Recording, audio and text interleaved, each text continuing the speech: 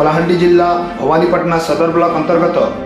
चौगाँ ग्राम पंचायत अधीनस्थ घंटवाहिली ग्राम रे थिबा गायत्री सेवा संस्था तरफ आज जिलापाल को साक्षात करिसंती। एही गायत्री सेवा संस्था परिवार भगवान त्यागी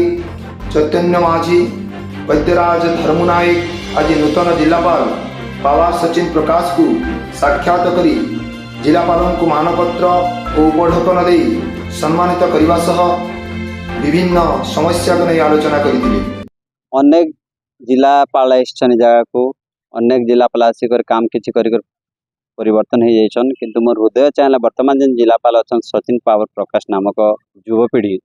से पीढ़ी को देखिक मोर हृदय तन्मन है जे किछि परिवर्तन निश्चय कलाहांडी जिला परिवर्तन करबा धरा पे किछि उज्जवल करि पारबे बोली मैं भाबली और तांगले गोटे मानपत्र तैयारी करिकर आसिक साक्षात कली। सत्यर पथरे रखिल मनरे आसी हेले जिलापाल सत्य जेबे थिबो प्रकाश पाइब लेउटिब सत्य काल चितमत देई जणाउछि मही सत्य शांति रक्षा कर चित को चितरे देण चितरे चिता को जे दूर कर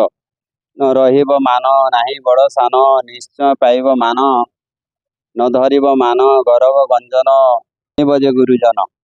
पाइण जे माता पड़िले विधाता पाई केते खुशी हेले पाइण पुत्र को चुंबिले ओठ को केते आशीर्वाद कले बारंबार केते पड़िला विपत्ते बापा सिना थिले जानी बापार बाणी रे चलिल धरारे सही सिना गुरुज्ञानी रहीण कष्ट रे रखिल मनरे माता पिता आशीर्वाद सही माता पिता हेले जे विधाता मन मोर गदगद प्रकाश देण अंधार खेदिण कलाहांडी को रक्षा कर पापिष्ट पामर करिसंती घर वेदना को बुझ मोर काम क्रोध हिंसा ई जिलाने बसा परते नहिले परको